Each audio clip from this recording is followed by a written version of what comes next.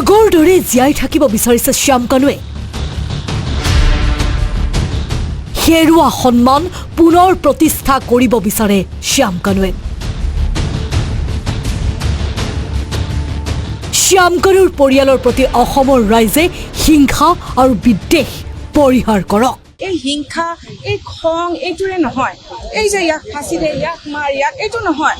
জুবিনে যিটো এটা আমাৰ কালচাৰ, অসমীয়া জাতীয় জীৱনত যিটো ভেকিউম এটা ক্ৰিয়েট কৰি গৈছে, সেইটো আমি সৃষ্টিশীলতা মানে আৰু নতুন নতুন মিউজিক বনাই নতুন হেৰি কৰিবলৈ আৰম্ভ কৰিব লাগিছিল। আৰু মই ৰাইজলৈ কাটৰ এয়া অনুৰোধ কি এয়া আমি হিংসা খংবোৰ এৰি আমি ভাবোঁ যে আমি আকৌ আমাৰ অসমীয়া জাতীয় জীৱনত আমি আকৌ মৰম চেনেহবোৰ যাতে ঘূৰাই আনো। কেমেৰা দেখিলেই পলায়ন কৰা শ্যাম কানুৰ পত্নী অনিতা ডেকা মহন্তৰ এতিয়া বৃদ্ধি পাইছে সাহস। শ্যাম কানুৰ জামিন আবেদনৰ শুনানিৰ দ্বিতীয় দিনা এইদৰে সাজি কাচি ফাৰ্ষ্ট ট্ৰেক আদালতত উপস্থিত হ'ল ধুৰন্ধৰ শ্যাম কানুৰ পত্নী অনিতা ডেকা মহন্ত। 7 মাহে কাৰাগাৰত শ্যাম কানুৱে বিনা দুখত কাৰাবাস খাটি থাকিবলগীয়া হৈছেনে আৰম্ভ কৰি অনিতা ডেকা মহন্তই কৰিলে ইটোৰ পিছত সিটোকৈ মন্তব্য। জুবিনক হত্যা কৰা বুলি নাই কোনো তথ্য, আমাক ন্যায় লাগে। জুবিনক শ্যাম কানুৱে মদ্যপান কৰিবলৈ দিয়া বুলি পোৱা নাই তথ্য।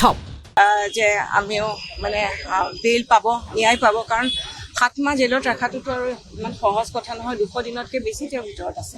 চাওক, এই গোটেই কেছটো কিহৰ ওপৰত ধৰিছে যে এটা তেওঁলোকৰ সেইটো কোনো প্ৰুফো নাই। আপুনি যদি কয় মোক যে মই আপুনি কৰিছোঁ, সেইটোৰ ওপৰতে কেছটো হৈছে যে কোনো প্ৰুফেই নাই। যে দুটা কথাতে তেওঁক ধৰি আছে যে এটা তেওঁ বোলে আপুনি যেনেকৈ কৈছে সুৰা বটল দিছিলে, সেইটো যাৰ কোনো প্ৰুফ নাই, আৰু যিটো 17 তাৰিখে দিয়া বুলি কোৱা হৈছে, আৰু তেওঁৰ এই হেৰিটো হৈছে 19 তাৰিখে, যিটো 17 তাৰিখে, আৰু আনটো যে তেওঁ জোৰ জবৰদস্তি দিছে, সেইটোৰো কোনো প্ৰুফ নাই। কোনো জোৰ জবৰদস্তি আৰু জুবিনকতো কোনেও নিব নোৱাৰে। মই সেইটো ভাবোঁ যে মানে কেছটো বহুত মানে এনেকুৱা যে আপুনি কিবা কৈছে তেনেকুৱা ধৰণৰ কথাৰ ওপৰতহে বেছ হৈছে, কোনো এভিডেন্সৰ ওপৰত বেছ নাই। আত্মপক্ষ সমৰ্থন কৰি দ্বিতীয় দিনাও একেখিনি কথাকে দোহাৰিলে শ্যাম কানুৰ পত্নীয়ে। আনহাতে শ্যাম কানুৰ পত্নীক উভতি ধৰিলে জুবিনৰ ভগ্নী পামী বৰঠাকুৰে। কোনে কাক বিশ্ব দৰবাৰলৈ লৈ গৈছিল? জুবিন গাৰ্গৰ নামত আকৌ নতুন খেলা আৰম্ভ কৰাৰ চেষ্টা নকৰিব। বুধবাৰে শ্যাম কানুৰ পত্নীয়ে জুবিনে অসমীয়া সংস্কৃতি বিশ্ব দৰবাৰত প্ৰতিষ্ঠা কৰিবলৈ নিজেই ছিংগাপুৰলৈ গৈছিল বুলি মন্তব্য কৰিছিল। কৈছিলে যে নৰ্থ ইষ্ট আৰু অসমৰ কালচাৰটো তেওঁ পৃথিৱীত প্ৰতিষ্ঠা কৰিব। তেওঁ গৈছিলে এইটো বুলি যে ভূপেন হাজৰিকাৰ 100 বছৰ যেতিয়া হ'ব, সেই ভূপেন হাজৰিকাক এই মন্তব্যৰ পিছতেই পামী বৰঠাকুৰে সামাজিক মাধ্যমত কৰিলে এই প্ৰশ্ন।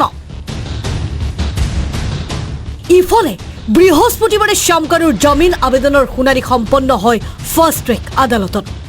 2টা দিন ধৰি ফাৰ্ষ্ট ট্ৰেক আদালতত হ'ল শ্যাম কানুৰ জামিন আবেদনৰ শুনানি। ভিডিঅ' জাৰ্নেলিষ্ট দীপুৰ সহযোগত গুৱাহাটীৰ পৰা সমীৰণ শইকীয়া, আছাম টক্স।